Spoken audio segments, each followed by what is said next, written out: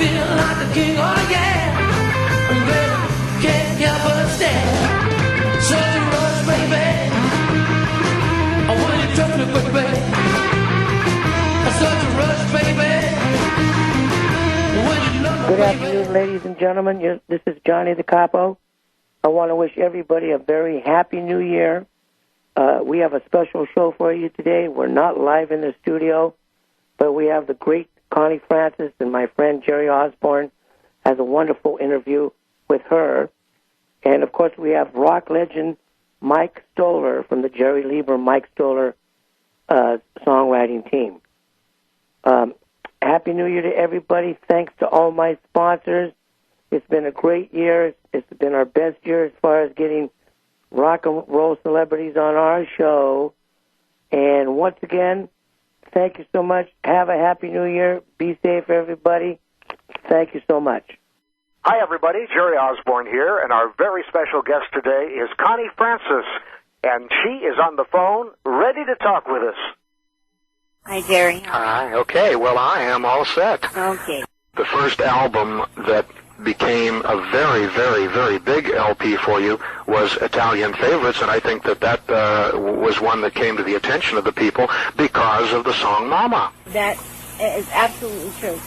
Up until that particular time, which was in 1960, it was one of those albums, those 5 albums that I cut in about 10 days in England. The demarcation line was definitely 57. After that, the world of music belonged to the kids. They brought the 45. They made the stars, and that was due largely to Elvis. And everything prior to that was considered kind of old hat. But I've been singing since the age of 3. I've been singing on television for 4 consecutive years. I never missed a week on a kiddie show when there was no rock and roll. And so that I was doing songs like St. Louis Woman at 11 years old on the with my bobby socks and your accordion on Ted Mack's Amateur Hour, St. Louis Woman, with her diamond rings and all that kind of stuff. When I was 9, I was doing 4 shows a day at the Steel Pier in Atlantic City on a kiddie show, and my father said, "Here, sing this song. It's a good song." I said, "What is it?" He said, "It's a Spanish song. I sing it and you play it." It's called, my father is this kind of quaint but elusive charger, and he was like a taskmaster. Oh, I know. And I looked at him and it says, it's C-Bone. He said, "Just write down here's the record." He said, "Now write down what you hear. Don't write down what you see on the music." So that's the way I began to sing foreign songs other than Italian, which I'd always sung. My grandma had taught me songs in Italian when I was 2 and 3. Was Italian spoken in their home as you were growing up? My parents, they spoke real bad Italian, real bad. But my grandparents, naturally, they spoke only Italian. So Grandma would teach me the Italian songs, and then, of course, I took Spanish throughout high school and 6 months into college. So it wasn't, like, new to me. But at the age of 9, my father had me singing La Vie en Rose in French. And C-Bone in Spanish on the Steel Pier with my accordion. So all of those things, and he was always a fanatic country fan. When he used to put Paul Brenner on the radio on Sunday afternoon to hear that country, that Ozark, real hillbilly Ozark stuff, I used to get a headache. I used to say, "Daddy," he said, "go ahead, laugh all you want. But someday country music is going to be as popular as the stuff you're listening on the radio to right now, the stuff you're listening to." And then in 1962 came country music Connie style. Right. He had been telling me from 58 to go down to Nashville to record, and I was one of the first pop artists to go down there to record. You and Patti Page were the first 2. That's right, because when I went down there, I was amazed. No arrangements, everything. I couldn't believe that strings could play together a song that there was no arrangement on, and singers could sing a song there was no arrangement on. Because everything that I can't ever learn a song by listening to it. I can listen to a song 100 times, and I can't learn it. I have to look at the music and see the words, and it has to click in my head, and then I'll know it. I couldn't believe that in Nashville, how incredible they were. And each person in the orchestra was a talent unto himself. There was Boots Randolph, on tenor sax, and there was Floyd Kramer on piano, and Grady Hurst on guitar. Every one of them was a star in the country market unto themselves. And even the Jordanaires in the background. And the Jordanaires in the background. So actually, I had a great foundation, and one of the reasons I feel that I have sold, they say 80 or 90 million, but they're not counting all the bootleg records, which is about 3 times as much as the legitimate records that are sold outside the United States. And so when it comes to recordings, we're really talking about 300 million records. And why did that happen? It happened because I was singing Italian as a kid, and so for the first time when my father said, cut an Italian album when you go to England, and then a Spanish album, he used to dump these monstrous projects in my lap like he just said it, and that was it. But I would do it because he was always right. And he was like Mitch Miller's show, and the Lawrence Welk show. And these shows were his favorite shows, but so they were the rest of all America's favorite shows. So he had kind of a pulse on what people would want to hear.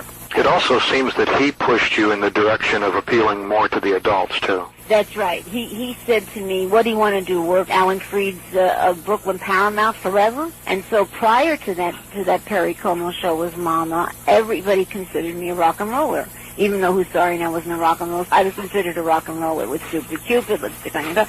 Everyone, I was a rock and roller. So the adults didn't pay me any mind. Not true in foreign countries. In foreign countries with Who's Sorry Now, like it was #1 for 8 weeks in England.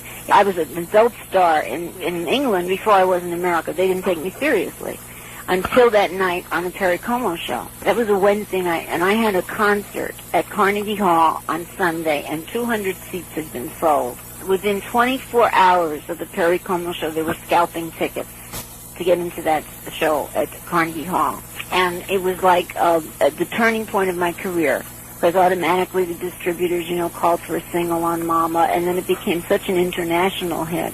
And I consider myself very lucky, because, and as I was leaving for England, my father said, "Hey, Connie, I forgot to tell you, don't forget, include Mama on that Italian album."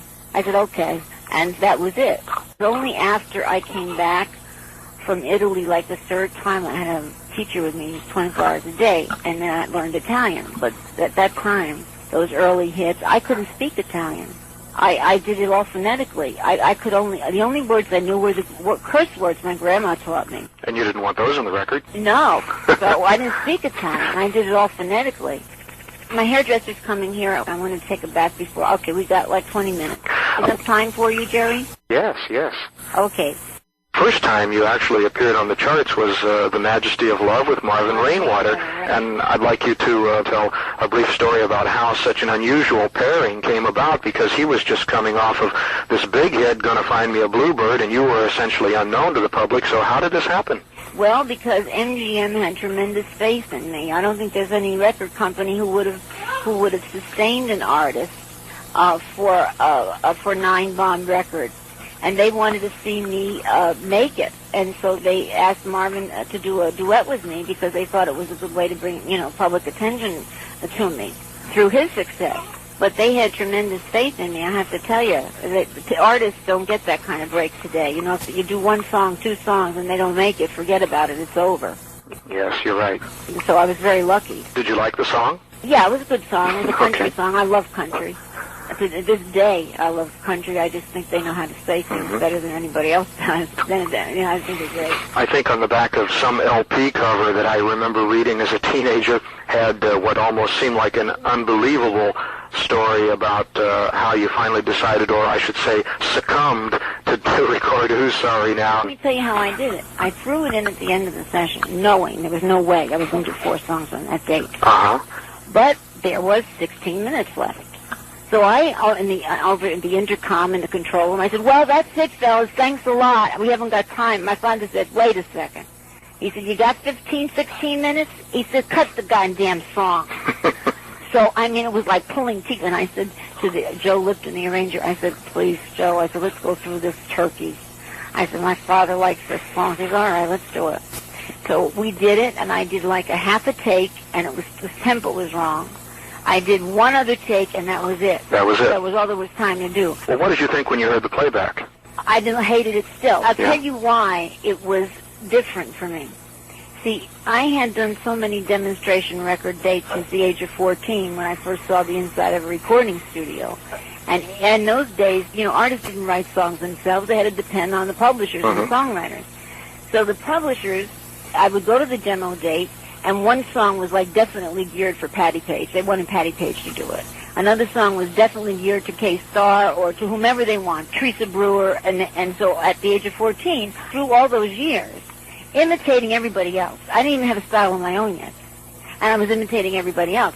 On Who's Sorry Now was the first time I didn't even care. I couldn't care less. So I just sang it like me. So you didn't have any confidence in it when it came out, and then all of a sudden you were surprised to find it was being played, huh? Well, it was a shock, and I knew in 5 seconds flat that it was a turning point in my life, because the record had been out 3 months in October of 1957, and just like all the other records, it went right down the hopper. And it was January 1st of 58, and it was a new, the family it was like a weekday, and so the family was having dinner and so like 8.5 million other American teenagers, my brother and I, we rushed to the TV set, we turned on American Bandstand. And we're watching, and Dick Clark said, well, there's no doubt about it, it's a new girl singer, and she's headed straight for the #1 spot. And I said to myself, good luck to her. With sour grapes. Good luck to her. And then he played Who's Sorry Now. It was a shock, because it had been out 3 months. And what had happened was that my distributor brought it to Dick, and Dick never listened to it. And then a few days before that show, he just saw the record on his desk. He just played it, and he played it in the first show that he did. And he played it until it had sold 1 million records. So without Dick Clark, I would not have been in the show business for sure. I was ready to go back to school to become a doctor. What were your feelings on I'm Sorry I Made You Cry, the follow-up? It was a stupid choice. It was too much like the first song. In an attempt to repeat the success of the first song, I chose a song that, and my father too, we both blame ourselves for this, that was much too much like the first song. We should have done something entirely different. And the chart action seemed to bear that out. Even though that was top 40, it was not nearly as big as the one before and the one after. I should have had an immediate top 10 hit after that, but I didn't because the song was wrong. Are you aware that in 1958, Elvis sang I'm Sorry I Made You Cry in just a little session that was recorded in the living room of a friend? Oh, that was very interesting. Oh, it really is. He's talking about Who's Sorry Now, and he says how much he liked you on that record. And then his girlfriend, who was there, Anita Wood, she says, how about I'm Sorry I Made You Cry? And she started to sing a few lines from the song. Oh, I would cherish that. Oh, you're going to get it. And then Elvis comes in, and he sings a line, and he says, I'm sorry, dear, so sorry, dear. And then afterwards, Elvis says, I don't like that as much as the one before. In other words, he's saying exactly the same thing that you were saying. I was just going through all my old press over the weekend. I had all my fan club people here from Connecticut. They all came to help me do this, to make up a new press kit. So I said, in the new press kit, why don't we put some old press? Well, there are mountains and mountains of old press. But all the stuff every year with Elvis and myself, it came out, with the polls, it was great. Yes. All those things with Elvis that I had not really known I had. Oh, I'd love to have But the fact is, he actually sings a line from Oh, it. that's marvelous. So I'll see that you get that. Well, the first time I met Elvis was shortly after his mom died. Oh. And he was in the audience in front row center at the Sahara in Las Vegas, and I was just dying to meet him after the show. And I sang Mama, and he started to cry, and he ran out of the room, and that was it. And the next day he sent me 24 yellow roses with a note apologizing because he had left the show, but his mother had just died, and that was it. He could not listen to the song. Throughout all of those years, he was the #1 male vocalist, and you were the #1 female vocalist year after year after year. You and Brenda Lee, you were the two biggest, but you were always right there, and it's wonderful that the two of you met and had a chance to become friends during his lifetime. Yes, it was very true. And then came Stupid Cupid. Now, that's a big change from these other ones. There wasn't a rock and roll hit before that by any girl except maybe Laverne Baker, and that was rhythm and blues. Not by a white female star? Not by a white female star.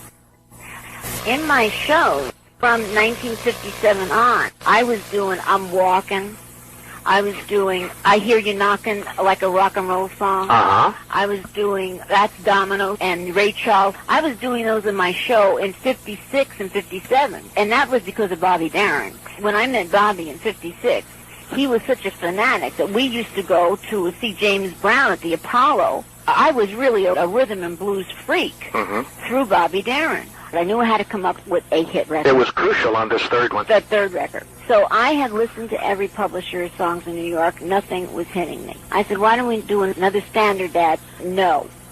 Think of something else. So now, Donnie Kirshner, who was a broken-down singer, he had an office with a broken chair and a desk in it. Now, I'm a big star to these kids, but I'm still living in this impoverished house yet. We hadn't had time to move yet. And this is 58, and we're like in this shack. He said, I got two songwriters for you. One of them is an errand boy. He's a gopher at a music publishing company. The other one's a Juilliard student. He said, these kids are the best. All right, Donnie, okay. And they came to my house, and Neil looked around the house, and he nudged Howie with his elbow. And I said, what were you expecting, Tara? I mean, there were no carpets on the floor. There were exposed radiators. It was hysterical. So now they started playing this music. This was 4 p.m. By 8 o'clock, Donnie Kirshner left. I was getting very tired of listening to this great music, but it was too educated because Bobby said, Connie, drop the G when you sing, ing words. He would tell me these things. He would say, sound like Fats D, don't sound like Eddie Fisher. So I had that great feel for this music through Bobby. Every song they played, I said, it's gorgeous, what else have you got? Finally, after like 97 hours, I'm writing in my diary, and Neil said, oh, can I take a look at your diary? I said, please, Neil, nobody looks at my diary. It's in shorthand, but certain words aren't. No. I said, go ahead, play something else. So I said, look, don't get me wrong, your music is beautiful, but it's too educated. The kids don't dig this kind of stuff anymore. You guys are putting me to sleep. I said, don't you have something, like a little more lively? So Howie whispers in Neil's ear. He said, Neil, play the song we just gave to the Shepherd Sisters.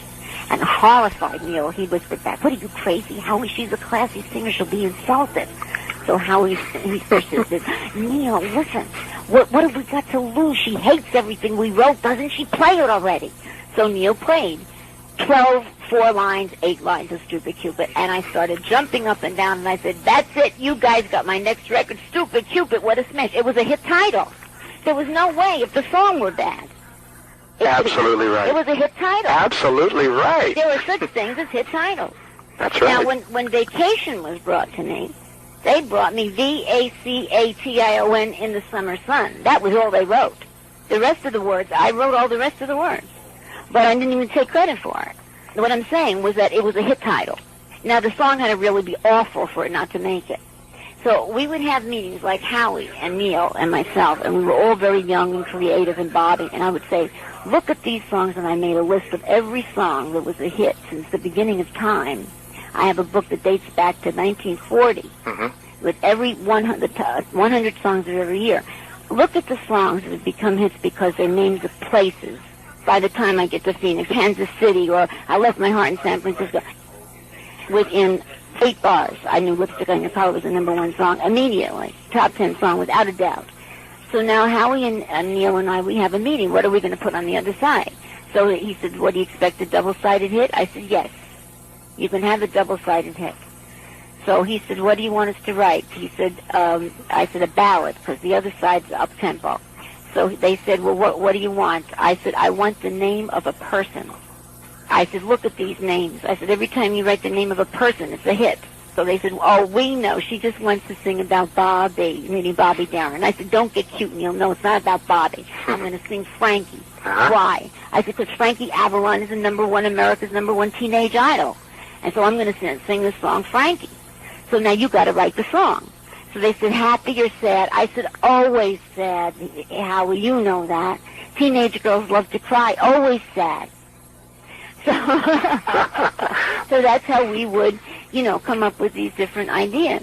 And so that's how they wrote Frankie, which was huge in like the New York area. That was bigger than Lipstick on Your Collar. They were both enormous. Well, back to Stupid Cupid. Now Neil had that on his first LP, but I assume that at the time of this meeting that you're talking about, he hadn't recorded Neil hadn't recorded. Now, as a matter of fact, Neil had a recording contract with RCA Victor for a year.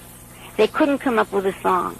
Now, that night when he and Howie went home, Neil, on the way back to Brooklyn, wrote, "Oh, how I'd like to look into that little book, the one that has the lock and key," because he had seen me writing in my diary. So your diary actually inspired his first hit. He went home that night and wrote the diary with Howie. On the next single, you took Bobby's advice, and instead of falling, you had fallen. Right. You got rid of the G.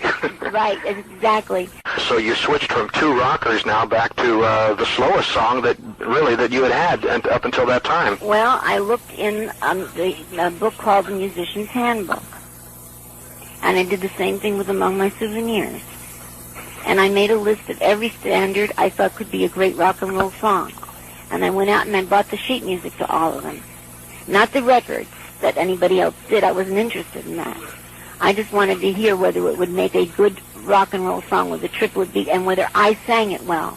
Because some songs like I think are the greatest, like this Michael Bolton, and he does this song called Back on My Feet Again. And I wanted to use it as an opening song. And I said, wow, I can't wait to do this. I've changed some of the lyrics and I made it very personal.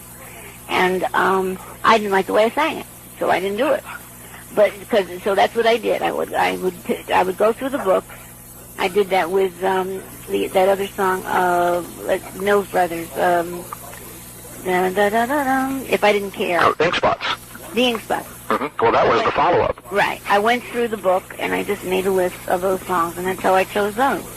And my father was very instrumental, and he said Among My Souvenirs without my even looking at the book. And My Happiness, when I was a little girl, John and Sandra Steele had My Happiness. I was about 8 years old, and that was my favorite song.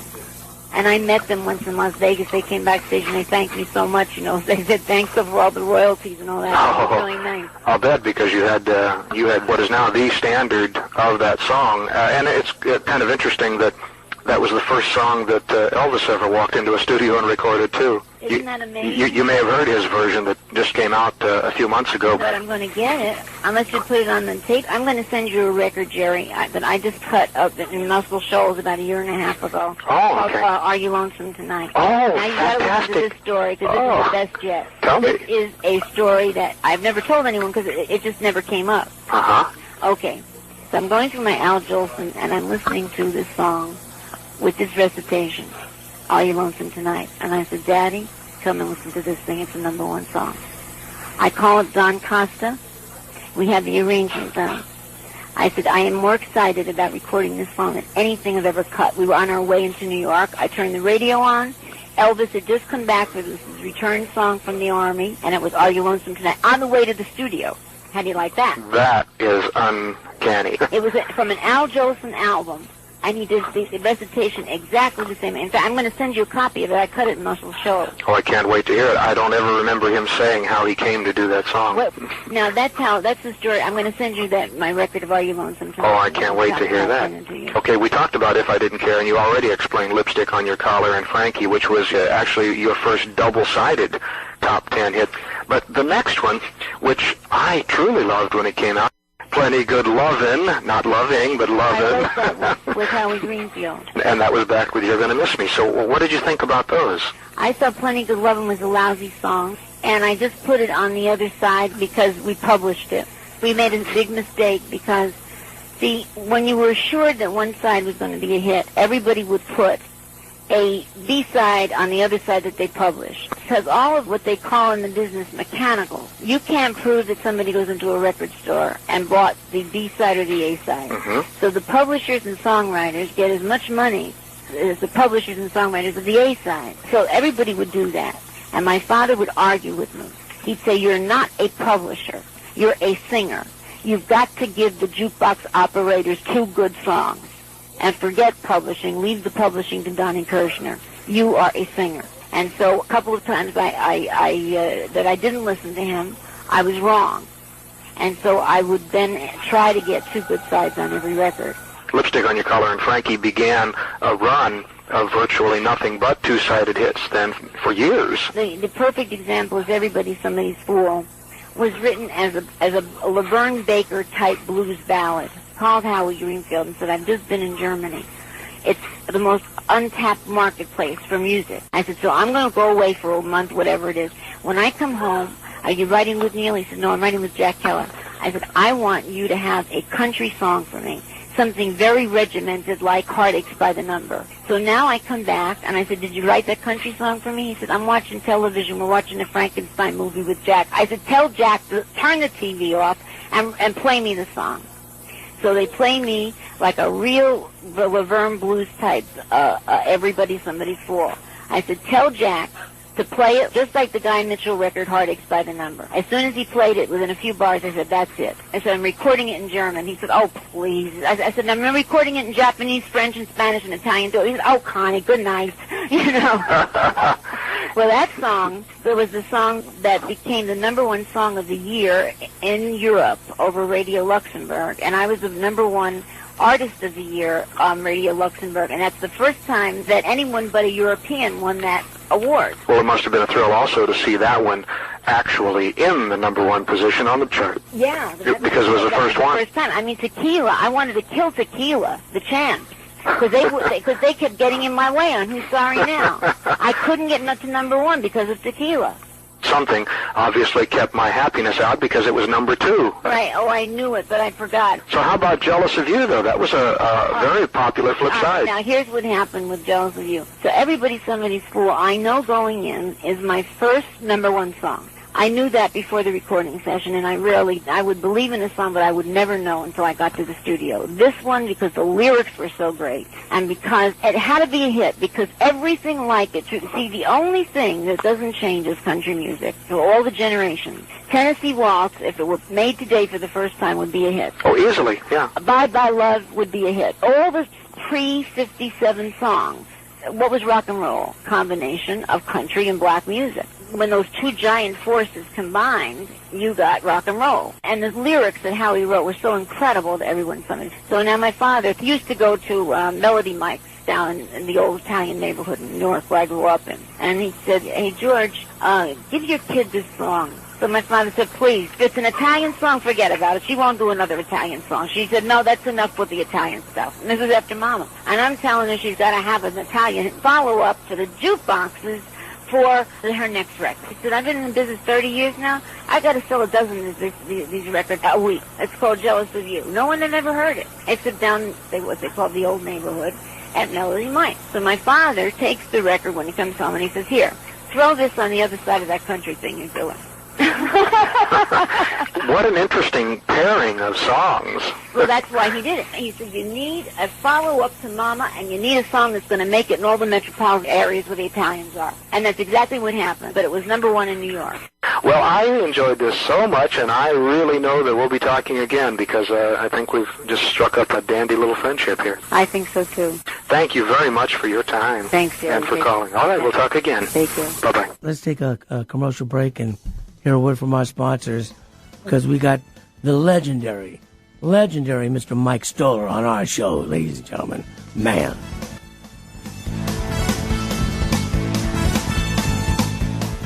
Dr. Amanda Wong and the team at Art of the Smiles provides comprehensive dental services at affordable prices. Their convenient location in Federal Way and their extended hours fits the needs of both families and working professionals. Whether it's transforming your smile through some of their cosmetic therapies or simply having your teeth cleaned, Art of the Smiles provides individualized care plans that address your priorities and needs. Visit artofthesmiles.com or call 253-839-4048. That's 253-839-4048 for same-day scheduling. Most insurance is accepted, from cosmetic procedures to implant placement, molar root canals treatment, or wisdom teeth extractions. Life's a celebration. Grand Event Rentals makes your event their top priority. They are your full-service, special event, and party rental provider, supplying everything you need from start to finish. Their professional sales team and event staff work with you to create your dream event. With every event, Grand Event Rentals customers' needs are the most important. Whether you're planning an intimate outdoor wedding or an elaborate black tie gala, the Grand Event Rental Specialists make great pride in providing our event planning experience to help create an unforgettable event. Please go and visit the Bellevue showroom, Grand Event Rentals, or make a one-on-one appointment. Talk to them. They're trained, they're knowledgeable, they're event specialists, and they are going to take you through step-by-step everything that you need to make your day a success. Call Grand Event Rentals. Their number's 425-462-7368, or go to grandeventrentalslaw.com. News, traffic, and weather? Now you can get your information fix weekdays on Alternative Talk, 1150 a.m.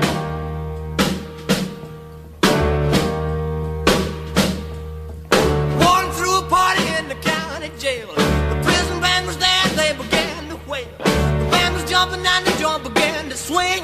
You should have heard this knocked out jailbird sing. Let it rock. Everybody let it rock. Everybody in old cell block was dancing to the jailhouse rock. Ladies and gentlemen, you're listening to Viva ENT. We're live here in Seattle. I have my good buddy, Mr. Jerry Osborne, on the air with us, and the legendary, and when I say legendary, I mean legendary, Mr. Mike Stoller is on the air with us live right now. Jerry, say hi. Well, hello, everyone, and it's good to talk to you again, Mike. And Mike, say hello to our listeners here in Seattle. Hi, everybody in Seattle. Happy to be here. Not there. I would like to be there, but I'm here. And where are you, Mike? I'm in Los Angeles. Cool. I also have my co-host Brad Buckles here in the studio with us, and I also have Eric Ryder, who's my producer. So you might hear a couple of different voices, and if you do, I'll make sure that they introduce themselves before they ask you a question. But Jerry, who you know is a rock and roll historian, and I consider myself pretty much a rock and roll historian, not in Jerry's class, but I've been following your career since I was a very young man. And as a matter of fact, just to give you an idea where I'm at, when Hound Dog came out in '56, pre-Big Mama Thornton, I was 4 years old. But I know all about you, the era, all the songs you guys have written and produced. And we want to talk to you about some of those legendary stories that you have. As a matter of fact, one of the greatest stories I ever read about you guys was that it was either you or Jerry that was on the boat coming back from England or Europe that didn't know that Hound Dog was a hit yet. Yeah, that was me. I was on my way back from Naples in Italy in 1956. my first trip to Europe ever. Wow. And communication wasn't that rapid at the time, and so I knew nothing about that till after the ship I was on, the Andrea Doria, collided with or was collided into by the Stockholm, another large transatlantic ship.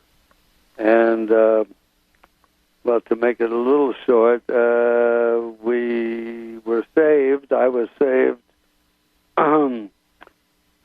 in a broken lifeboat from the Andrea Doria, which sank. Ooh, wow. And I was picked up by a freighter, and Jerry, of course, was in New York at the time waiting to meet me.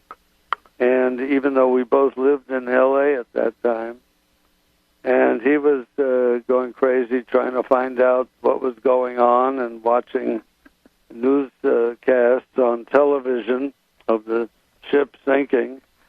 And he located the dock where I was arriving on this freighter, and he ran up to me and he said, "Mike, we got a smash hit." And I said, "You're kidding." He said, "No, Hound Dog." I said, "Big Mama Thornton?" He said, "No, some white kid named Elvis Presley." So that's how I found out about the recording and about Elvis. And I heard it a day or two after, and that was how I learned about it. One of the biggest hits of all time, and I think it's one of the most probably underrated songs because of the fact that the performance was just nothing but fabulous by Elvis. He took that song and just made it probably the first hard rock song in rock and roll history, as far as I'm concerned. Well, it was certainly, as I used to say, after it sold about 7 million singles, that I began to see some merit in it. Yeah, it was a pure shot of adrenaline, Hound Dog. So, Mike, this is Brad Buckles. What you're saying is it's kind of hard to impress you then. Well, no, but I must say, Big Mama Thornton's record is still my favorite version of that song. I like it too. I loved Elvis, and I loved him for having such an enormous hit. But then, for example, Jailhouse Rock to me is a much stronger rocker in my mind than Elvis. Than Elvis's Hound Dog.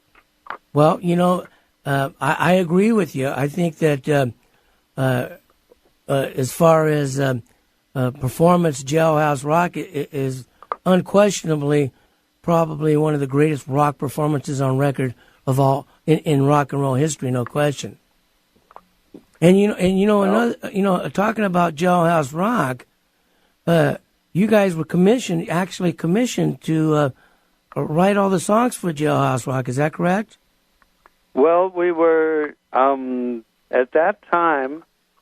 The music publishers who controlled Elvis Presley music handed out, requests for songs from various songwriters. And Jerry and I had been given a script. It wasn't called Jailhouse Rock at the time. I think it was called something like Ghost of a Chance. Never heard that. And we were in New York. We had gone after the Andrea Doria incident. I'd gone back to L.A., Jerry and I both, and we came into New York around February or March of '57, and we were having a great time in New York. We were going to theater, we were going to jazz clubs, cabaret, all kinds of stuff, hanging out and having a wonderful time. And we kind of threw the script in the corner of our hotel room and forgot to look at it. And the music publisher came over I think it was a Saturday morning, and we were having breakfast. And he said, "Where are my songs?" And I remember Jerry saying, "Oh, don't worry, Gene. We'll have them." He said, "I know I'll have them." And he pushed a big overstuffed chair in front of the doorway, which was our only exit. He said, "I'm going to take a nap, and I'm not leaving till I have my songs."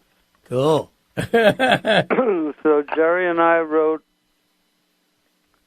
4 songs that day in about 5 hours. And we presented him with the songs, and he finally got up, and he said, okay, thank you, and he left. And excuse me, all 4 of them are in the film. So was one of the songs Jailhouse Rock? Well, sure. Yeah, one of them was Jailhouse Rock. One was Treat Me Nice. You're so square, baby, I don't care. Yeah, and the other one was I Want to Be Free, which had a double meaning for us. We wanted to get out of the hotel room. Well, anyone in jail would want to be free. I want to be free. Right, well, there you go. But here, under duress, we wrote 4 songs and did very well with them. Well, Mike, if the movie hadn't been titled yet, how did you come up with the title Jailhouse Rock for the song? Well, because in the script, which we looked at while the door of our exit was blocked, we opened it up, and there was a scene which said there was an amateur contest in jail, and our hero entered the contest. So that gave us an idea of a jail song, and Jerry came up with the Jailhouse Rock title. Now, that is something that I don't think our listeners or anybody else knows. I didn't know it. I've never heard that. You? Yeah. As a matter of fact, you're saying that there was a working title, and then you guys came up with the song and the idea of Jailhouse Rock before they changed the title to Jailhouse Rock. That's correct. They used your title. That happened before. Before we knew Elvis by that time. We worked with him in the studio doing the pre-recording right. of the songs, but we hadn't met him yet when we wrote them. But prior to that, we had written a ballad for a Presley movie, and they changed the title of the movie to Loving You, Correct. which is the song that Jerry and I wrote Right. also. Uh-huh. And Hot Dog. I think you guys wrote Hot Dog too, right? Hot Dog. Yes.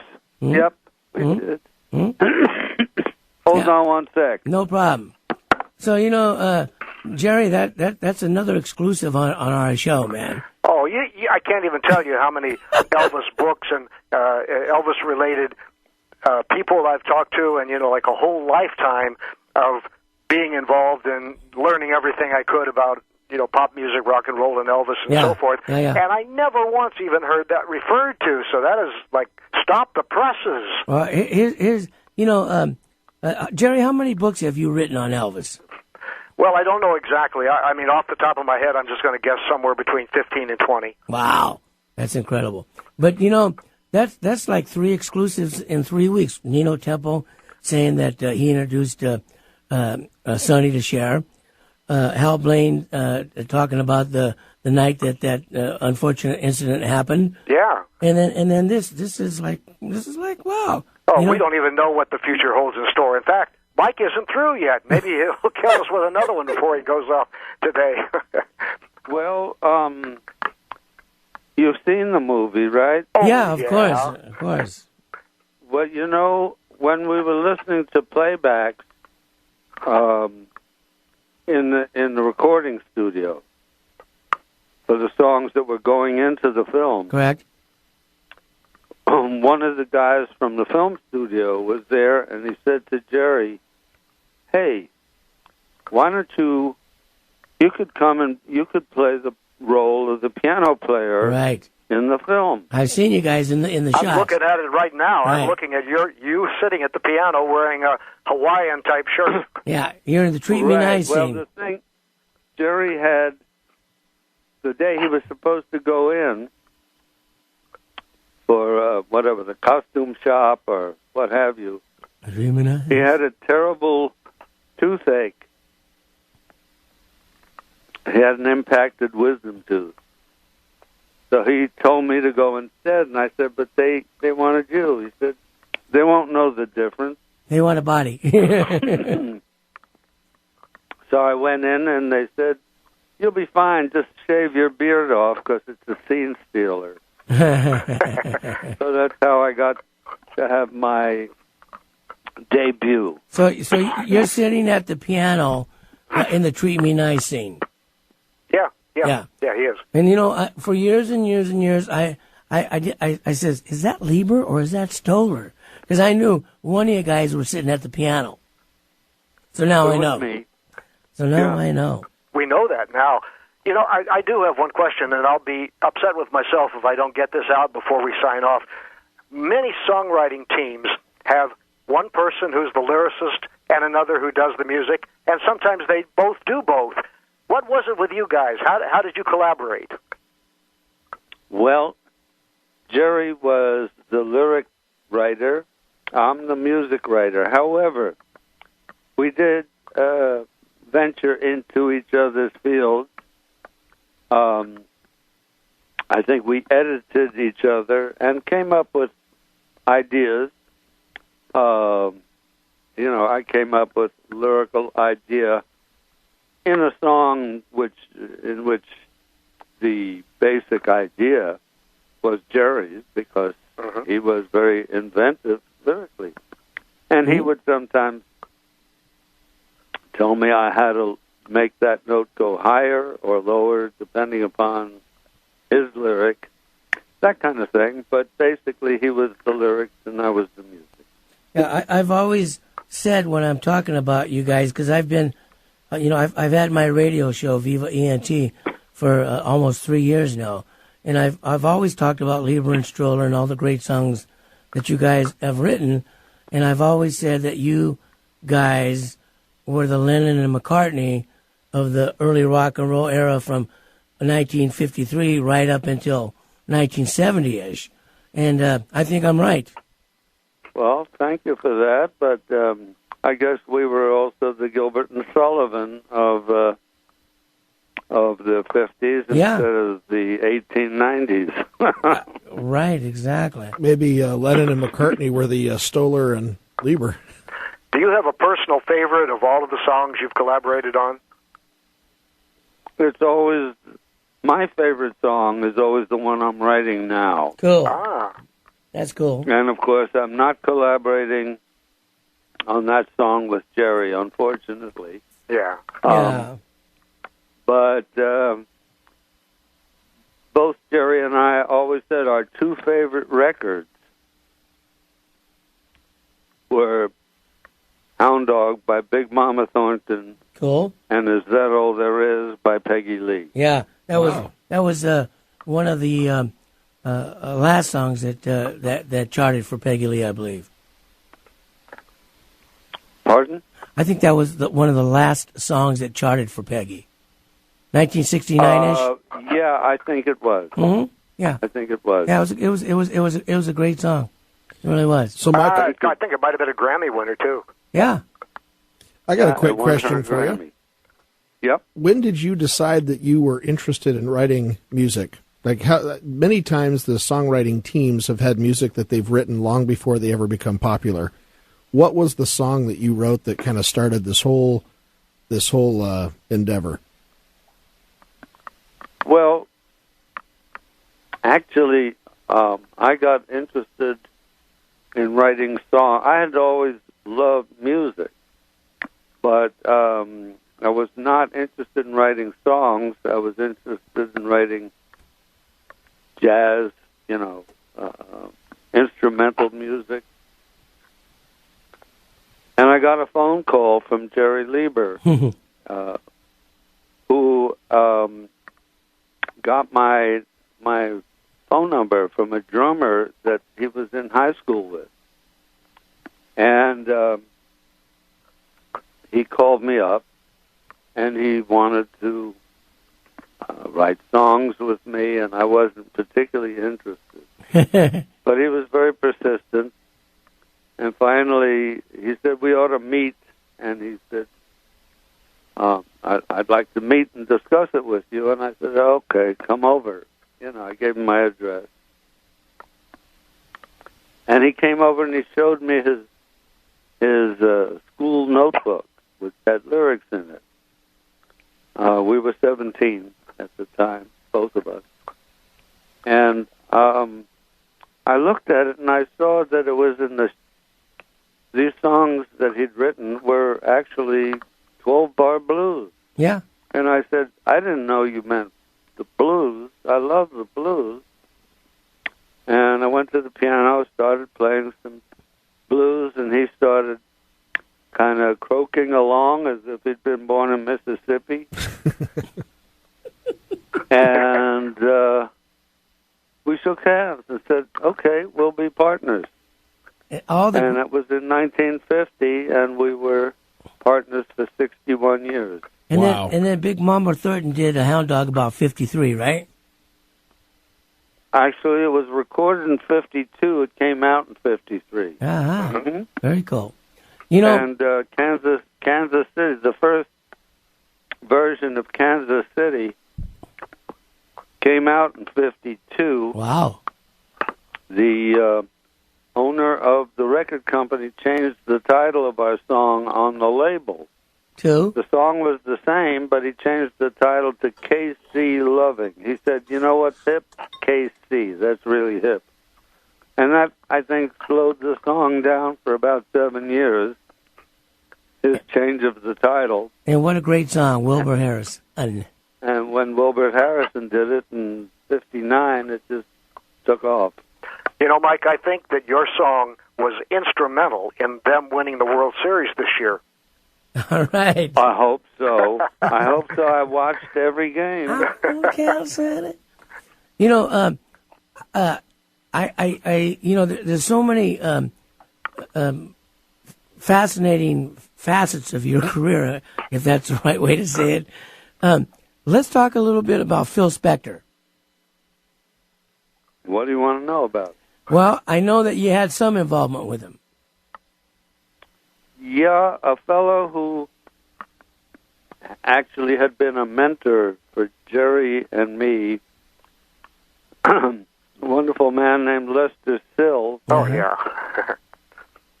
He was, we started a record company with him and a publishing firm. Mm-hmm. And then we moved to New York. And he called, he spoke to Jerry one day. He said, I got this very talented kid who wants to hang with you guys. Wow. And kind of apprentice with you. And we sent him a ticket.